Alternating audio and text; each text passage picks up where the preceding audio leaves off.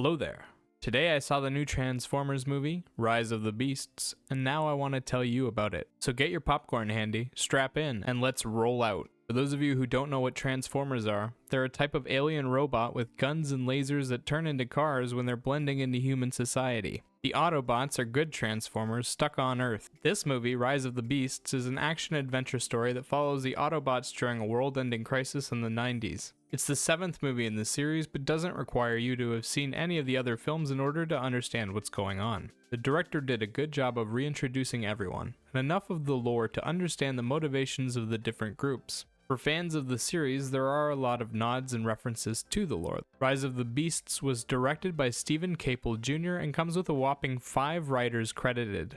The story was written and adapted into a screenplay by Joby Harold with the help of Darnell Mateer, Josh Peters, Eric Hober, and John Hober. I'm not really sure what they were all working on given how simple the story and dialogue are, but hey. The film starts out by introducing us to the Maximals and Unicron. Unicron is a big world-destroying transformer, and the Maximals are a group of Transformers traveling the galaxy terraforming planets. When Unicron attacks their planet looking for their interdimensional travel device, the Maximals flee to Earth with it and trap Unicron there forever. We're introduced to some humans, Noah Diaz and Elena Wallace, meet Mirage, Optimus Prime, and the rest of the Autobots. And then the crisis kicks off when Unicron's main man, Scourge, shows up and slaps Optimus silly while looking for the device. Optimus wants the device to go home, Scourge wants it to teleport his boss to Earth, and Noah and Elena just want to protect their loved ones.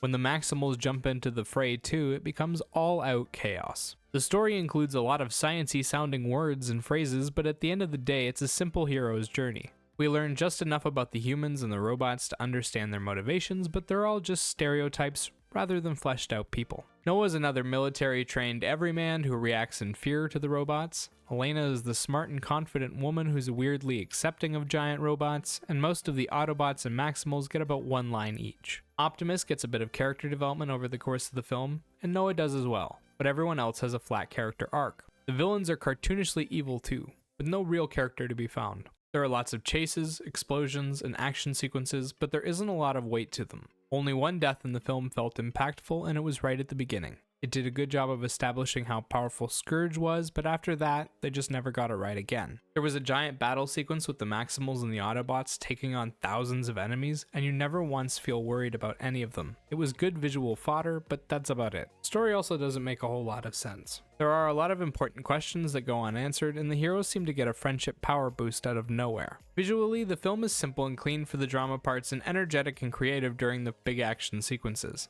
50% of the film is action. It goes from car and foot chases all the way up to Iron Man and Optimus Prime fighting side by side. The action is a lot of mixing of practical effects and CGI, and it all looks fantastic. The sets they used for the fights between the Transformers were awesome. They smashed apart buildings and destroyed ancient temples, and even destroyed a huge section of the jungles of Peru. They also got in some beautiful landscape shots of those jungles beforehand. The fights were a lot of fun with cool choreography and lots of explosions. We see a variety of different robots and watch the Autobots and Maximals tear them apart in all kinds of different ways. They even had a scary villain in Scourge. He absolutely dominates the Autobots at first, and the way he executes the guy at the beginning was so brutal. The soundtrack was quite entertaining with basic background instrumentals during the drama sequences and original tracks coming in during the big action moments. The original tracks were incredibly well timed and had a huge impact. They mostly used rap songs with a pop flavor to them, and they did a great job of hyping up the audience for a character's entrance. The background instrumentals were quiet and didn't stay any longer than they were needed. Film wasn't afraid to let the ambient noise take over for a while, and it never felt like wasted space. Cast-wise, the film has a lot of good talent, but it doesn't use them well or even ask that much of them. The screen time gets split fairly evenly amongst the large cast. Noah Diaz, played by Anthony Ramos, gets the most screen time, with Dominique Fishback's Elena Williams coming in close behind him. They both get to establish a basic character, do some action sequences, and have an emotional moment or two. Their performance was decent, but the film doesn't give them enough time to really flesh out those characters. Peter Cullen is here as Optimus Prime, doing a younger, angrier version of the character who needs to chill out a bit. He puts a great depth of emotion into his voice and brings the character to life. He only acts like a grump in the beginning, but he makes some good speeches near the end. Ron Perlman, Peter Dinklage, and Michelle Yeoh are in here voicing characters as well, and they do a good job, but like the others, suffer from the lack of screen time. Overall, Transformers Rise of the Beasts is a fairly entertaining thrilling but somewhat mindless film. There are giant robots fighting each other with swords, axes, and laser cannons, and there are lots of cool car chases. There's some decent music strewn throughout, and the cast is putting on a decent performance. It's not Shakespeare, but it is entertaining. 7 out of 10. And remember, those are just my thoughts on the film. Let me know what you think in the comments section down below. Bye bye!